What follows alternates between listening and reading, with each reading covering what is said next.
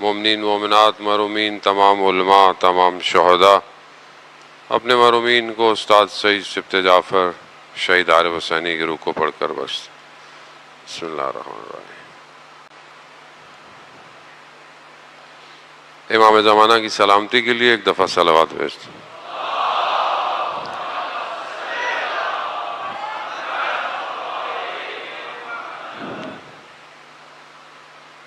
مومنات مرحومین ولا قوت الا باللہ العلی العظیم،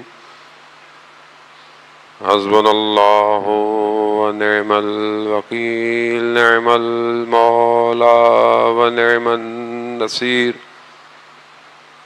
اعوذ باللہ من الشیطان الرجیم، بسم اللہ الرحمن الرحیم۔ الحمد للہ ولا قوت الا باللہ العلی العظیم، حسبنا اللہ ونعم الوکیل، نعم المولا ونعم النصیر۔ قوت الا باللہ العلی العظیم، حسبنا اللہ ونعم الوکیل۔ جد الحسن والحسین نبینا سیدنا ابی القاسم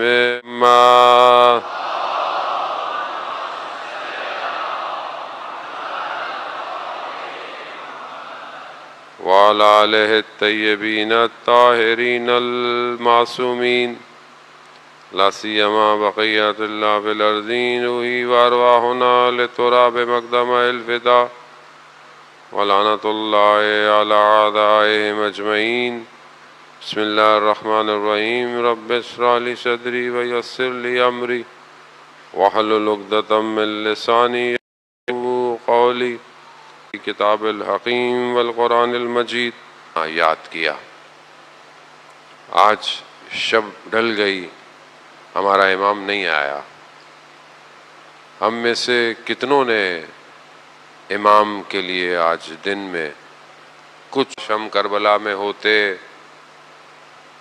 عزیزان محترم، خوب امام، پہلی شرط امام سے محبت ہے۔ اب لے جاتی ہے یہ محبت، انسان کو ڈبو بھی دیتی ہے۔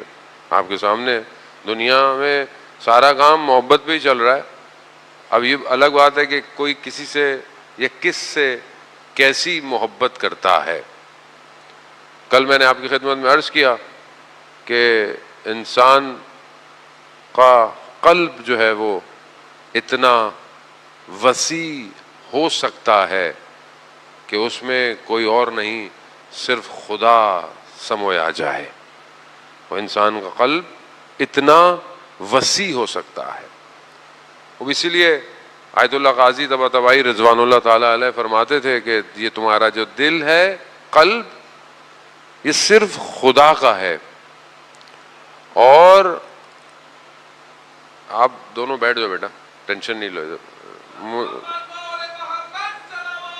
اللہم صلی علی محمد وعلی محمد۔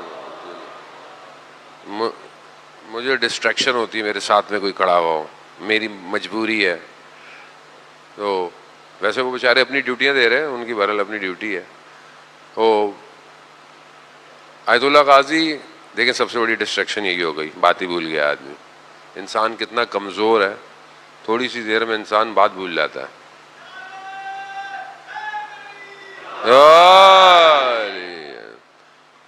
اسی لیے ایسے انسان کو تکبر نہیں کرنا چاہیے کہ جو لمحہ پچھلی بات ہی یاد نہیں رکھتا، وہ کیا اپنے بارے میں غرور کے ساتھ زندہ ہے۔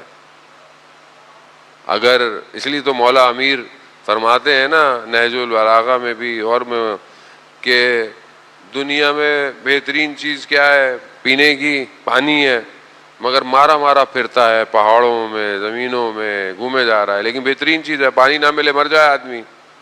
بہترین سواری گھوڑا ہے، ایسے ہی گھومے جا رہا ہے جنگلوں میں۔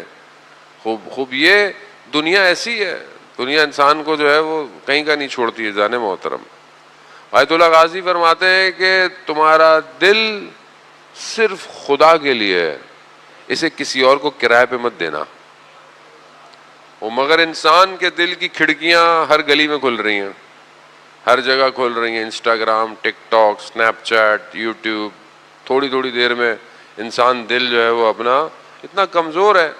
اب یہی دل ہے جو انسان کو فساد کی طرف لے جاتا ہے۔ اب دیکھیں، ہم نے کل آپ کی خدمت میں ذکر کیا عزیزان محترم کہ اللہ نے قرآن کو عقل پہ نہیں اتارا۔ کہیں بھی آپ دیکھیں کہ اللہ نے کہا کہ ہم نے قرآن کو عقل پہ اتارا، نہیں، زمین اور آسمان، پہاڑ، سب پہ خدا نے عرضہ کیا کہ چاہیے، سب نے انکار کر دیا۔ کیوں؟ کہاں ہم اس امانت کو برداشت ہی نہیں کر سکتے، یہ اتنی بھاری امانت ہے۔ کہاں اترا؟ قلب پیغمبر پہ اترا، یعنی قلب پیغمبر میں اتنی وسعت کہ قرآن جو ہے وہ اس میں سما گیا آ کے۔ اور عزیزان محترم، اب اگر انسان چاہتا ہے کہ انسان ترقی کی طرف، رشد کی طرف، جو ہماری گفتگو ہے، انسان اپنے اندر تحول پیدا کرے، تبدیلی ایجاد کرے، تو اسے اپنے قلب کی اصلاح کرنی پڑے گی۔ قرآن چند قلوب کا ذکر کر رہا ہے۔ پہلا ایک قلوب وہ ہے جس میں ایمان بھی ہے اور منافقت بھی ہے۔ ایسے قلب پائے جاتے ہیں کہ جو ایمان لے کر بھی آئے ہیں لیکن منافق بھی ہیں، رسول خدا کے سامنے بھی کھڑے ہوئے ہیں لیکن اندر سے کہیں اور بھی ہیں، وہ ویسے ہے، انسان منافقت کی طرف ہے۔ ایک قلب ایسے ہے، قرآن کہہ رہا ہے ہم نے ان قلوب پر مہر لگا دی ہے، ان پہ ہدایت نہیں ہوگی۔ وہ بھی قلب ہے، اللہ نے نہیں کہا کہ میں نے عقلوں پہ مہر لگائی ہے، نہیں، قلب بہت امپورٹنٹ ہے عزیزان محترم۔ کاش کہ ہم چند دنوں میں اس قلب کو سمجھ جائیں کہ یہ قلب ہے کیا، اس کی کتنی ضرورت ہے، اور انسان کتنا اس کے ذریعے سے عالم کا مشاہدہ کر سکتا ہے۔ انسان آنکھوں سے نہیں دیکھ سکتا، یہ آنکھیں محدود ہیں، یہ آنکھیں محدود ہیں، یہ ایک حد تک دیکھ سکتی ہیں، یہ دیوار کے ادھر نہیں دیکھ سکتی، یہ آپ کے دل کو یا آپ کے خیالات کو نہیں دیکھ سکتی۔ صرف وہی دیکھ سکتے ہیں جن کے قلوب پر خدا نے تجلی کی ہو، جن کے قلوب پر خدا تجلی کر دے۔ کیا وہ شخص جو علم سیکھنا چاہتا تھا 95 سال کا، جب وہ امام جعفر صادق علیہ السلام، اللہ صلی علی محمد، جب اس نے، حدیث بہت لمبی ہے، حدیث عنوان بصری، پہلے بھی میں نے آپ کی خدمت میں عرض کی، اس کی شرح آیت اللہ تحریری حفظ اللہ نے فرمائی ہے۔ وہ اردو میں کتاب ترجمہ ہو کے آ چکی ہے، آپ کے شہر میں دستیاب ہے، سیر و سلوک کے ابتدائی راستے، 400 صفحے کی ہے، تھوڑی محنت تو کرنی پڑے گی آپ کو پڑھنے کے لیے، لیکن وہ ایسی حدیث ہے جو آیت اللہ قاضی فرماتے تھے اپنے شاگردوں سے، اس حدیث کو جیب میں رکھو، حدیث 2 صفحے کی ہے، جیب میں رکھو اور اسے ہفتے میں پڑھتے رہا کرو، بہت امپورٹنٹ ہے۔ آپ چاہتے ہیں کہ اگر آپ اندر سے روشن ہو، اسی حدیث میں وہ شخص جب امام سے فرماتا ہے کہ مولا، مثلا امام نے بولا کیوں آئے ہو؟ کہا مولا علم حاصل کرنا چاہتا ہوں۔ امام نے کہا علم حاصل کرنے سے نہیں ملتا، علم نور، علم نور ہے، خدا جس کے دل پہ چاہتا ہے اتار دیتا ہے، لیکن دل ویسا ہو جو نور کو سما سکے، ہر کوئی نہیں سمیٹ سکتا۔ تاریخ آپ کے سامنے بھری ہوئی ہے افراد سے، ناموں سے بھری ہوئی ہے، مگر کیسے قلوب تھے کہ جو سمجھ پائے وقت کے ولی کو؟ کون تھے؟ یہاں کچھ لوگ کہتے ہیں کہ امام نے ایسا کیوں نہیں کیا، امام نے ایسا کیوں نہیں کیا۔ عزیزان محترم، یہ قلوب معرفت والے نہیں ہوتے، معرفت والا قلوب سلمان فارسی کا ہے، جس کی نگاہیں مولا امیر کی نگاہوں میں جھکی ہوئی ہیں کہ جو امام اشارہ کریں گے وہی سلمان کرے گا۔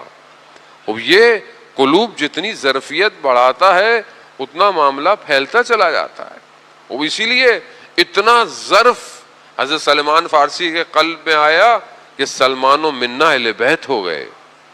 اب یہ آسان نہیں ہے، ملک اشتر دشمن کے خیمے تک پہنچ گیا، تلوار کی زد میں دشمن ہے، امام نے کیا کہا؟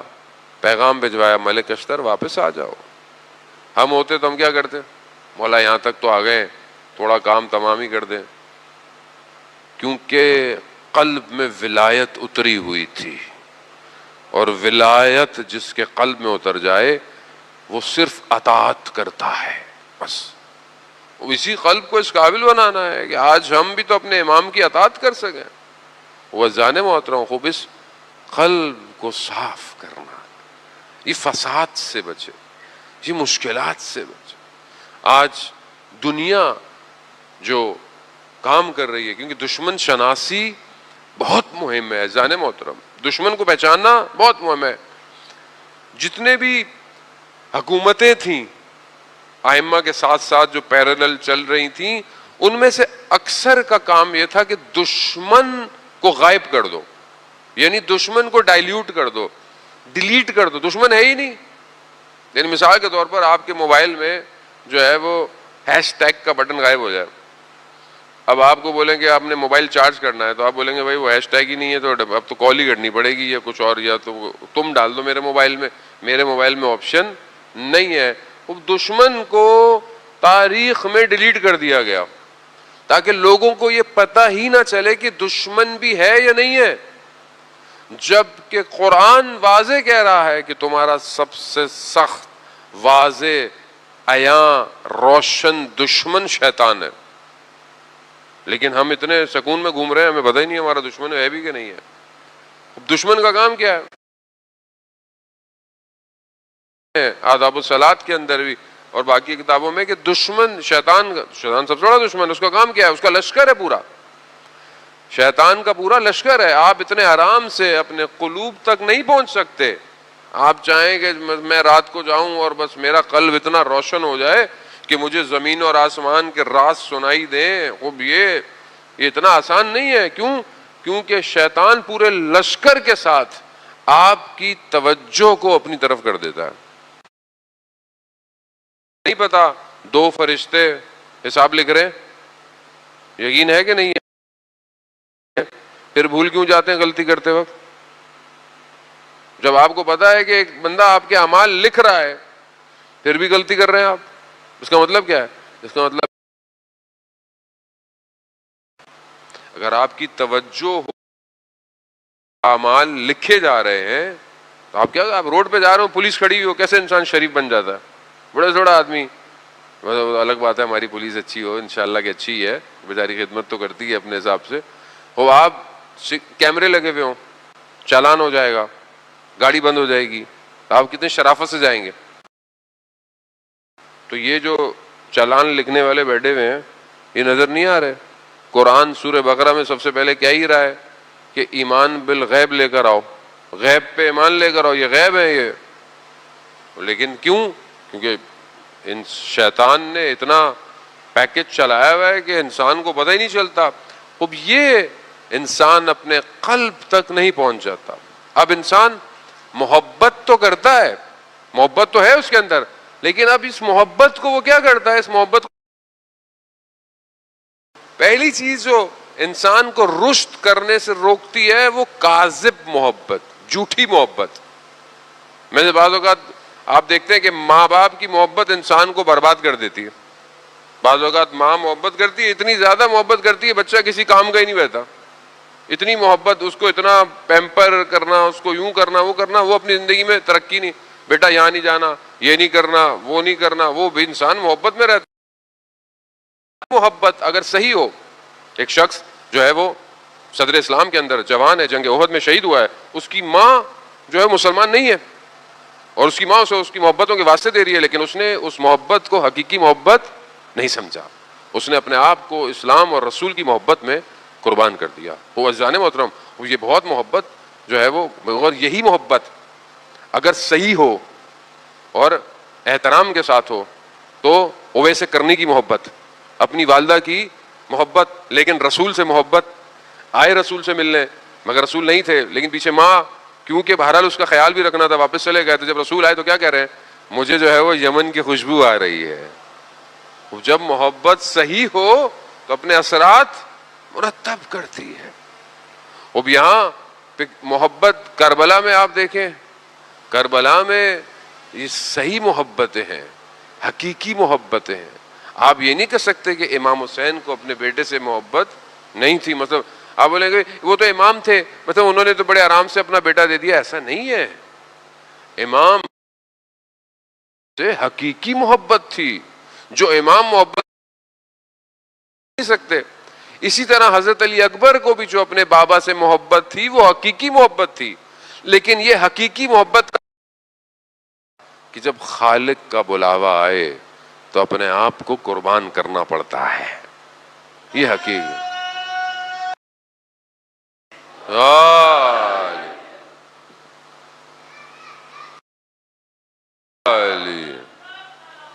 اللہم صلی علی محمد. اب یہ محبت ہم اپنی زندگیوں میں دیکھیں عزیزان محترم.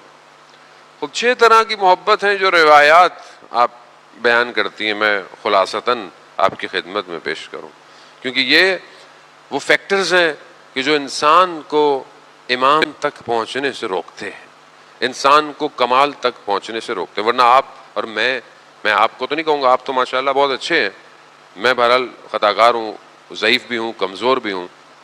یہ کچھ چیزیں ہیں جو ہماری زندگی، آپ کا بڑا دل چاہتا ہے کہ میں عبادت بھی کروں، سجدے بھی کروں، دعائیں بھی کروں، اچھا بھی ہو جاؤں، لیکن پھر جب مجلس سے باہر نکلتے ہیں تھوڑی دیر میں آدمی کا سافٹ ویئر آہستہ آہستہ چینج ہونا شروع ہو جاتا ہے. خوب یہ نیچرل بھی ہے، انسان کی فطرت میں بھی ہے، لیکن انسان جب ہلکے ہلکے اپنے معارف کو سمجھ لے تو پھر یہ مشکل اس کی حل ہو جاتی ہے.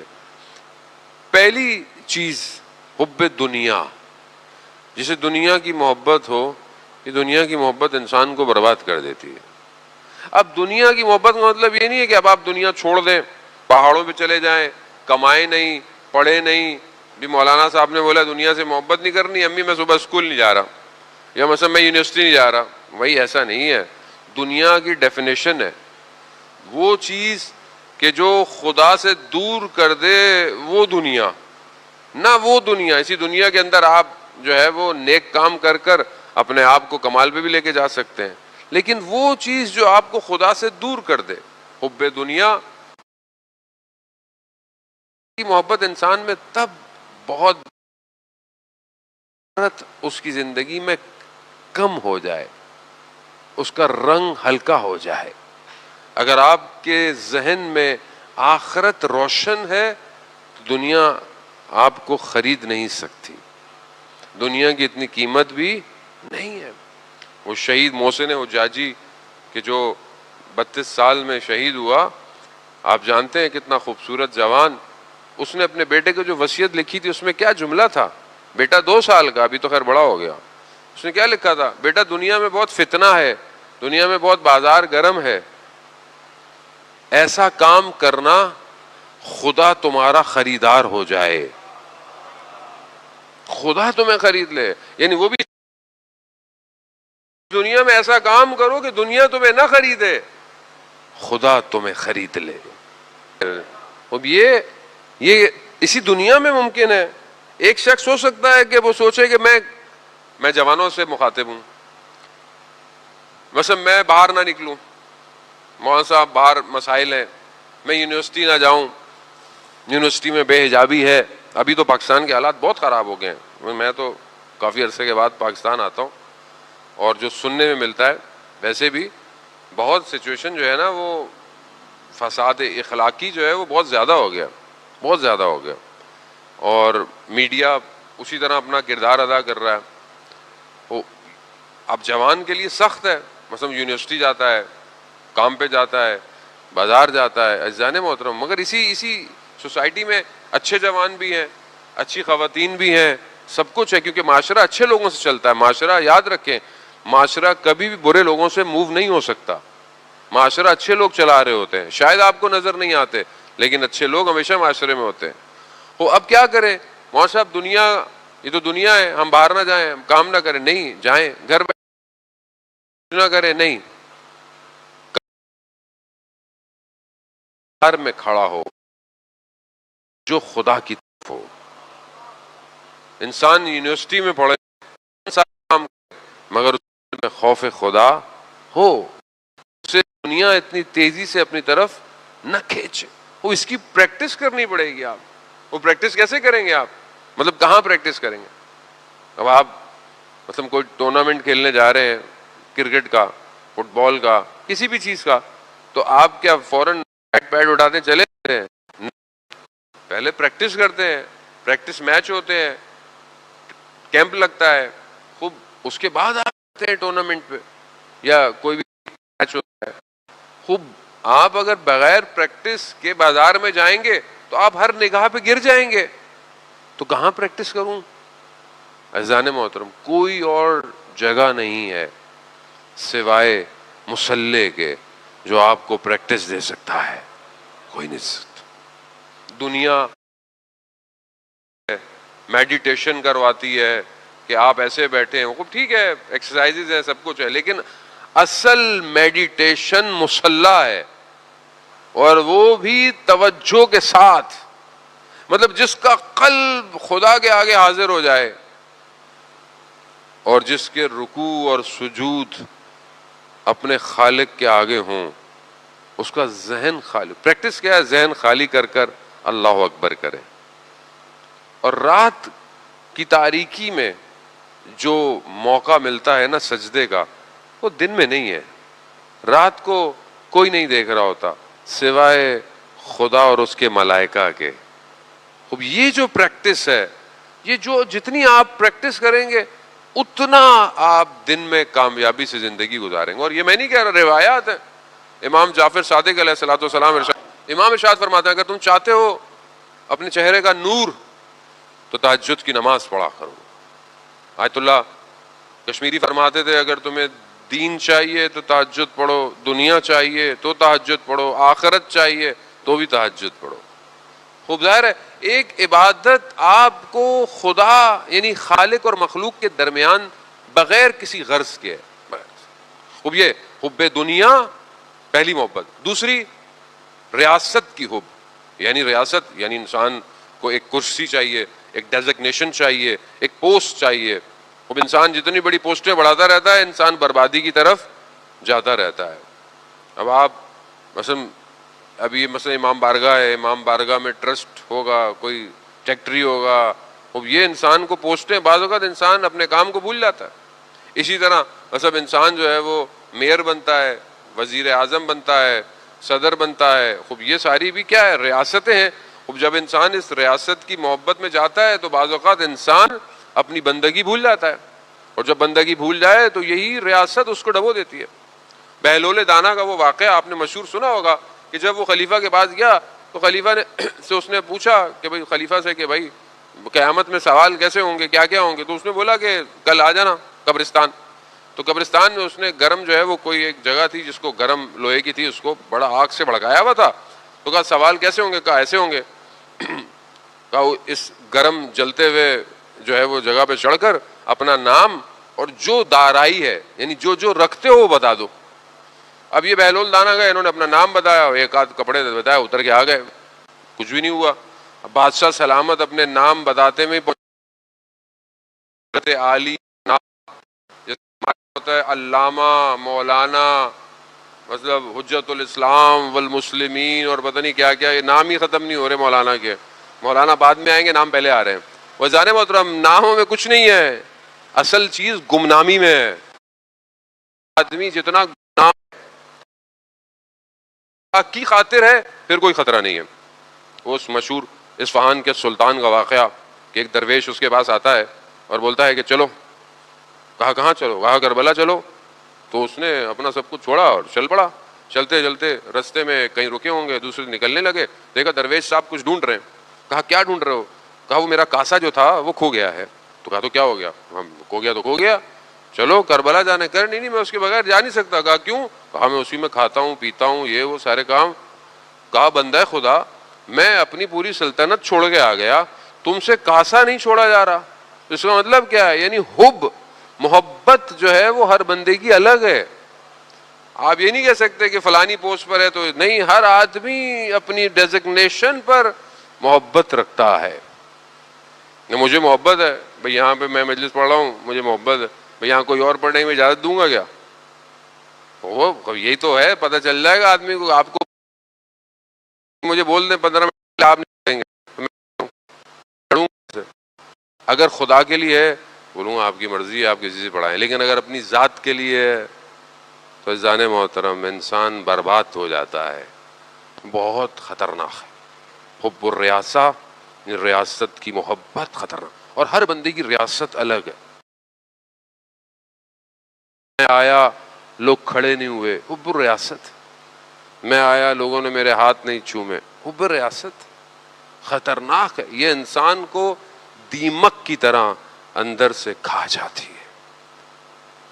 تیسری محبت حب الطعام ہے، کھانے کی محبت، جو کہ ماشاءاللہ بہت پائی جاتی ہے ہمارے ہاں۔ بعض انسان کھانے پہ پورا چیپٹر ہے، باب ہے پورا، کھانے کے آداب، کھانے کے طریقے، آپ روایت ہوتے رہتے ہیں، میں زیادہ اس کی ڈیٹیل میں نہیں جاؤں گا، لیکن انسان بعض اوقات کھانے کی وجہ سے بھی انسان برباد کی طرف، اس لیے امیر فرماتے ہیں تمہارے شکم کتنے جانوروں کے قبرستان ہیں، اور اگر انسان اس لیے کھائے کہ یہ کھا کے انرجی پیدا ہوگی اور میں خدا کی بندگی کروں گا، تو پھر اس کا یہ کھانا بھی عبادت میں شمار ہو جاتا ہے۔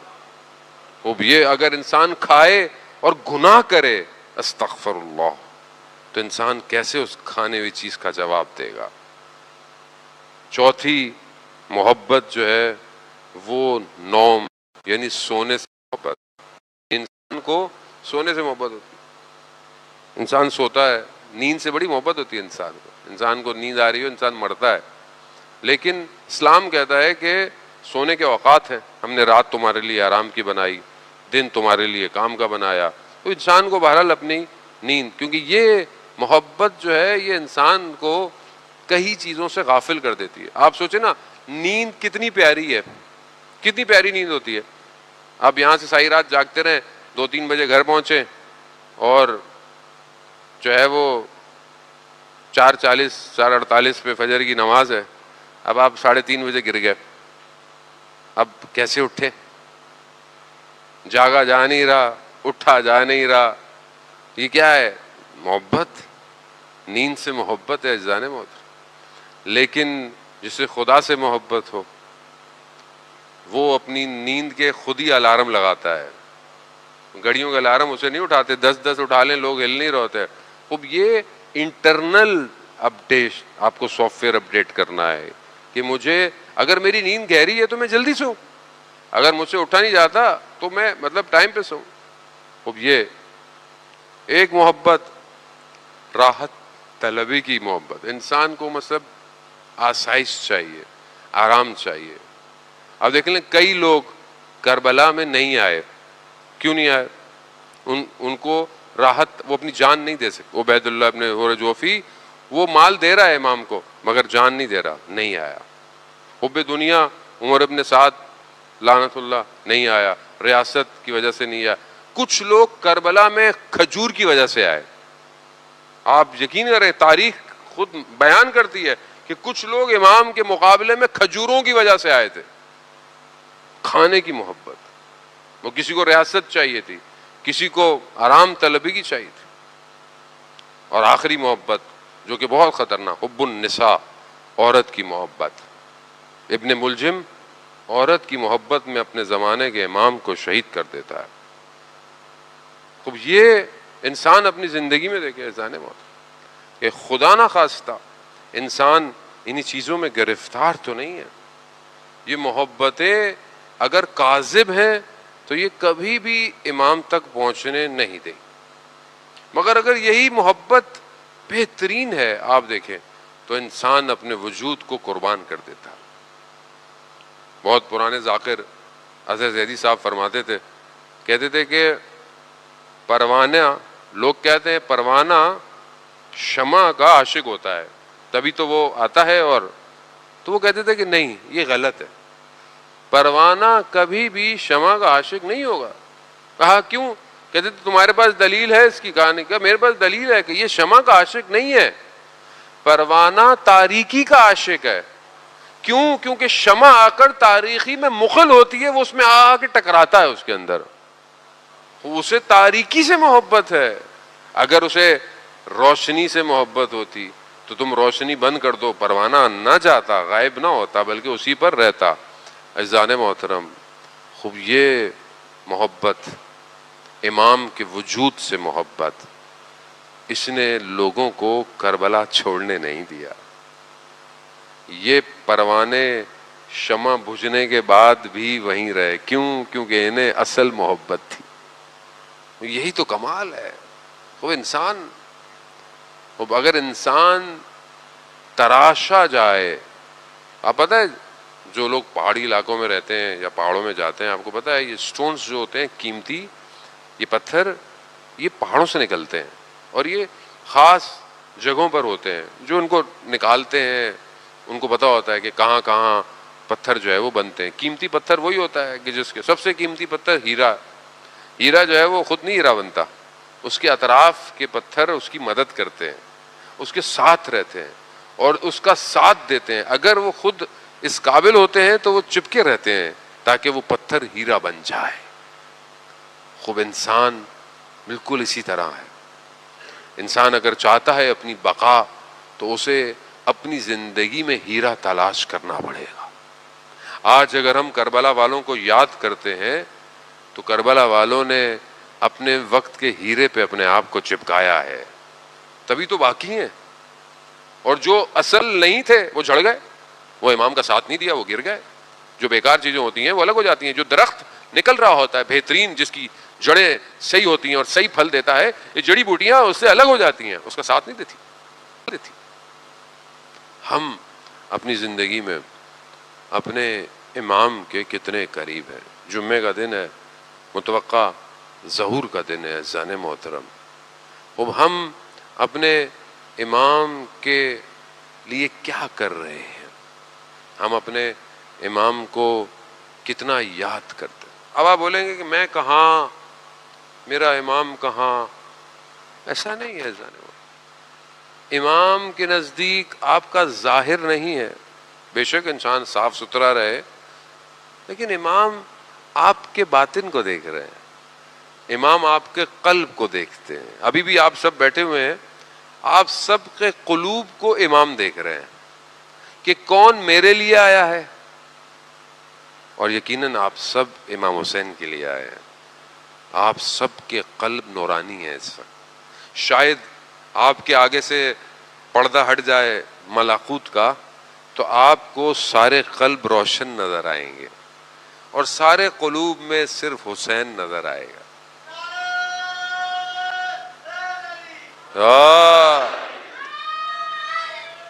یا علی خوب ظاہر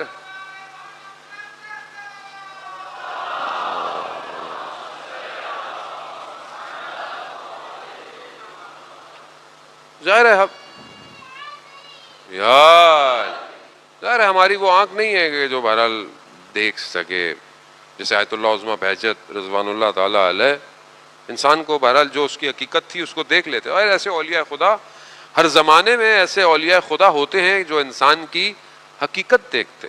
انسان ایسے لوگ آپ ہوتے ہیں کہ کیسے ان کو پتہ چل جاتا ہے کہ مثلا آپ کیا کر کے آئے ہیں، آپ نے پہلے کیا کیا ہے.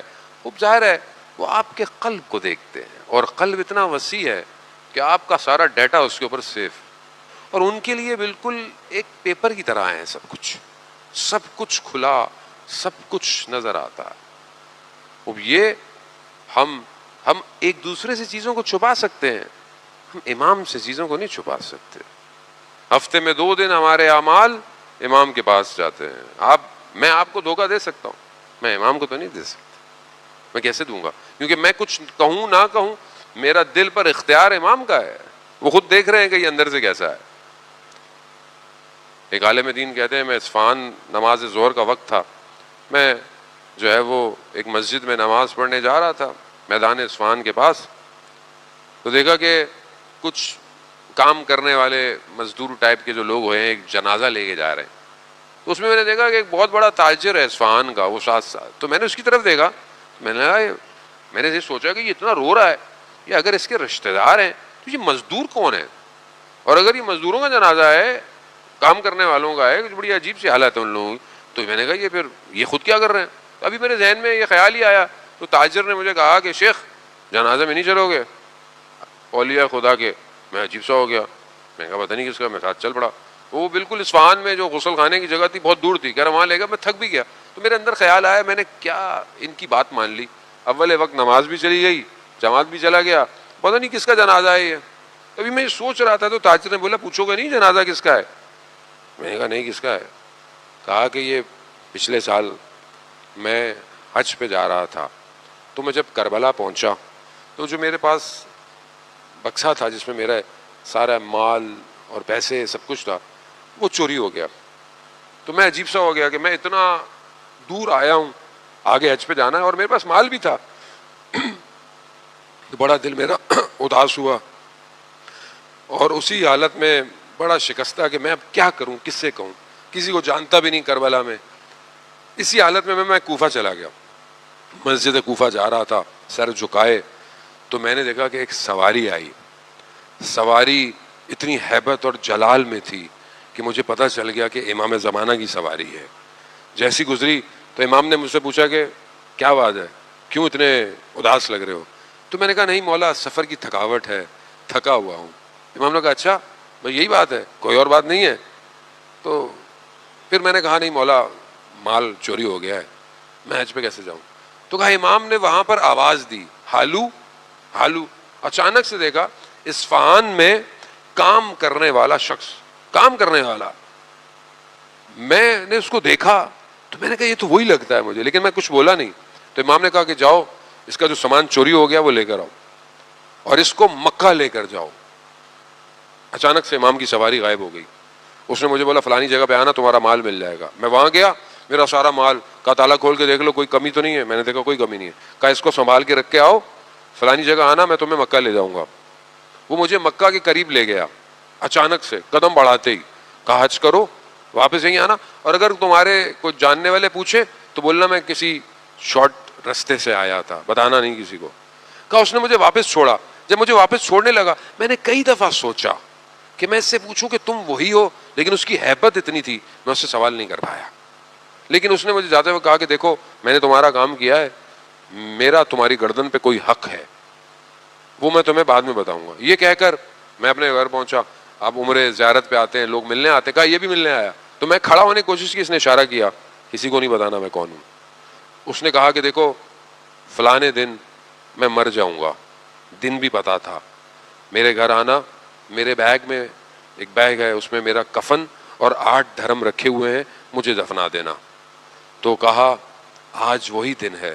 یہ اللہ کا ولی تھا اور ہمیں نہیں پتا. عزیزان محترم، اللہ کا ولی ہونے کے لیے قلب وسیع کرنا پڑتا ہے، اپنا دل. اللہ صلی اللہ. عزیزان محترم، میں اس سے زیادہ آپ کے، بہرحال میری کوئی حیثیت بھی نہیں ہے کہ میں آپ کے قلوب کو منور کروں. خدا ہے خود آپ کے میرے دلوں کو منور کرے، اور وہ بھی عشق امام زمانہ سے. جس کے دل میں امام کی محبت ہو وہ روشن ہے رات کی تاریکی میں بھی. اپنے امام کو یاد کریں. عزیزان محترم، آج ہم پوری دنیا کو یاد کرتے ہیں، امام کو یاد نہیں کرتے. امام وہ گوہر ہے کائنات میں جس کے بغیر کائنات کامل نہیں ہو سکتی. امام اصلی وارث ہے عزاداری کا. اینا بدم مقتول و کربلا، کہاں ہے جو کربلا کا بدلہ لے گا. وہ اگر ہم چاہتے ہیں کہ ہم کربلا پہنچیں تو اپنے امام کو یاد کریں. وہ بڑا آسان سے طریقے ہیں امام کو یاد کرنے کے لیے، جو کہ انشاءاللہ آپ کرتے ہیں. حد اقل انسان دعا عہد جو ہے وہ روز پڑھا کرے تاکہ امام کو یاد کیا کرے. 2 محرم گزر گئے، شب تیسری ہے. 2 محرم کو یہ کارواں کربلا پہنچا ہے. بیان آپ نے پہلے بھی میں نے آپ کی خدمت میں بیان کیا کہ 28 رجب کو مدینہ چھوڑا نہیں، چھڑوایا گیا. کون چھوڑتا تھا؟ مدینہ جس میں ماں کی یادیں ہوں، وہ شہر چھوڑنا آسان نہیں تھا. جس میں نانا کا روزہ ہو، مدینہ چھوڑنا پڑا امام سے. کہتے ہیں چھوڑتے وقت بہت گریہ کیا حسین. جسے پہاڑ جانتے ہوں یہ کون ہے، وہ حسین. حج اس کے بغیر کامل نہیں ہوتا، امام کے بغیر حج نہیں ہوتا. امام ہر حج پہ امام تشریف لاتے ہیں. امام دو نئے نئے مسلمان ہوئے، میاں بیوی، اور حج پہ گئے. پہلی دفعہ گئے، رش تھا، میاں بیوی جدا ہو گئے ایک دوسرے سے. بیوی جدا ہو گئی، میاں بڑے پریشان، جو ہے وہ بہت گریا، بہت رونے. شوہر نے لگائے کہ بیوی کہاں چلی گئی. نئے نئے مسلمان تھے، بہت مشکل سے بہرحال زوجہ مل گئی. زوجہ ملی تو زوجہ نے بتایا کہ کہا کیسے ہو گئے، کہاں ہوئے؟ کہا میں کھو گئی تھی. کہا پھر ایک جوان آیا، اس نے مجھے بتایا کہ کہاں وہ تمہارے پاس لے کے آیا یہاں پہ قریب جہاں تم کھڑے تھے. تو میں نے کہا شکریہ کروں تو دیکھا وہ جا چکے تھے. کہا کون تھا؟ کہا مگر اس جوان نے ایک کام تمہارے لیے پیغام بھجوایا. کیا؟ کہا اس جوان نے تمہارے لیے سلام بھجوایا ہے. تو وہ شخص رونے لگا. کہا جب تم کھو گئی تو میں نے آخری امام سے توسل کیا تھا. حضران محترم، خوب امام موجود ہے.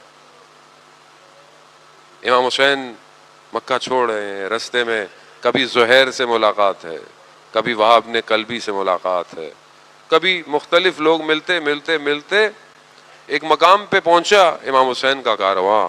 آپ سنتے رہتے ہیں، میں تو بہرحال اپنی نوکری ادا کر رہا ہوں، کیونکہ بہرحال 2 محرم ہے، گزر گئے ہیں، مخصوصی ہوتی ہے، بہرحال کچھ جملے تو بیان کرنے ہی ہیں، ورنہ مصائب تو نہ ابتدا رکھتے ہیں نہ انتہا رکھتے ہیں. اور امام حسین کو رونے کے لیے لفظوں کی ضرورت بھی نہیں ہے. جس کے دل میں حسین ہو اسے رونے کے لیے الفاظوں کا سہارا نہیں چاہیے، وہ صرف تصور کرے بس. امام حسین کی سواری پہنچی، کہتے ہیں ایک جگہ پہنچی، سواری حرکت نہیں کر رہی، 7 سواریاں تبدیل کی گئیں، سواری نہیں چلی. امام نے لوگوں کو بلایا، کہا یہ کون سی جگہ ہے؟ کسی نے کہا کہ ماریا ہے، کسی نے کوئی اور نام لیا. کہا اس کا اور کیا نام ہے؟ کسی نے کہا یہ نینوا ہے. امام نے کہا نہیں، اس کا کوئی اور نام بھی ہے. ایک بوڑھا شخص آیا، اس نے کہا یہ ابن رسول اللہ، اس جگہ کا نام کرب و بلا ہے. بس جیسے ہی کرب و بلا سننا تھا، امام نے حضرت عباس سے کہا عباس خیمے لگا دو، سواریاں اتار دو، یہ وہ جگہ ہے جہاں ہمارے بچے ذبح کیے جائیں گے، یہ وہ جگہ ہے جہاں ہمارے اہل حرم کو اسیر بنایا جائے گا. ہاں، خدا آپ کو اس کا اجر دے. حضرت آرا نے موت گو کہ آپ یقیناً تھک چکے ہوں گے، سارا دن کوئی کام پہ ہوتا ہے، کوئی اور مجلس سے بھی سنتے ہیں، بہرحال لیکن کیا کریں، آپ جتنے بھی تھکے ہوں آپ یہاں سے واپس گھر چلے جائیں گے، آپ آرام طلب ہو جائیں گے، آپ کے گھر میں پانی بھی ملے گا. مگر آج جہاں حسین آیا ہے اب آرام نہیں ہے، جہاں حسین کے خیمے لگ رہے ہیں اب آرام ختم ہو جائے گا. سلام ہو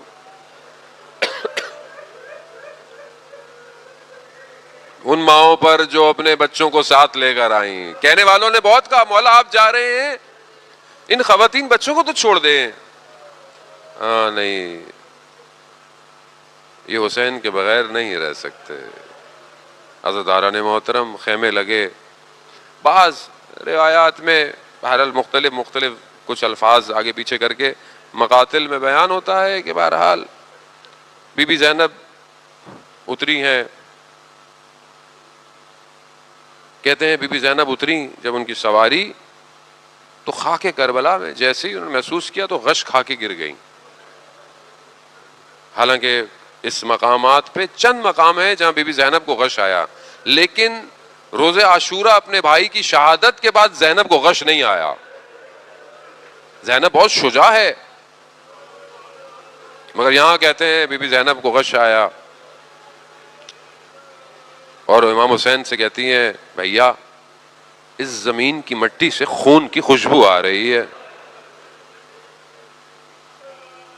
بس امام حسین نے کہا کہ ہاں بہن، یہ وہی جگہ ہے جہاں ہمارا خون بہایا جائے گا. بس عزاداران محترم، آخری مقام ہے جہاں زہرا کا لال بسیرا کر رہا ہے. امام نے بلایا, زمین کس کی ہے؟ امام نے زمین خریدی ہے 60,000 کا. اللہ اکبر, اللہ اکبر. دوسری شرط امام نے کہا اگر کوئی ہمارا پتہ پوچھتے ہوئے آئے تو اسے ہماری قبر کا نشان بتا دینا. تیسری شرط اگر کوئی ہماری زیارت پہ آئے تو اسے 3 دن مہمان رکھنا. اس لیے کہتے ہیں نا کربلا 3 دن, کربلا سخت ہے, زیادہ دن رہنا مشکل ہے بہت زیادہ. جب یہ کہا نا بنی اسد کے, تو امام نے کہا اپنی عورتوں کو بھیجو. جب اور خواتین آئیں, امام نے کہا میں حضرت خدیجہ کا نواسا ہوں, میں فاطمہ زہرا کا بیٹا ہوں. اے بنی اسد کی عورتوں, اگر تمہارے مرد کسی خوف کی وجہ سے ہمارے بدنوں کو نہ دفنائے نا تو تم پانی بھرنے کے بہانوں سے آنا اور ہمارے لاشوں کو دفنا دینا. غربت امام. بس یہ کہنا تھا, عورتیں گریا کرتی جانے لگیں. بس ایک جملہ اور آپ سے التماس سے دعا. جیسے جانے لگیں امام نے کہا اپنے بچوں کو بھیجو, اپنے بچوں کو بھیجو. جب بچے آئے نا تو امام کہا کہ دیکھو میں علی اصغر کا بابا ہوں, میں سکینہ کا بابا ہوں, میرے بچے بھی ہیں. بچوں اگر تمہارے ماں باپ ہمارے جنازے نہ دفنائے نا تو تم کھیلنے کے بہانوں سے آنا اور ہاتھوں میں مٹیاں پکڑنا اور کھیل کھیل میں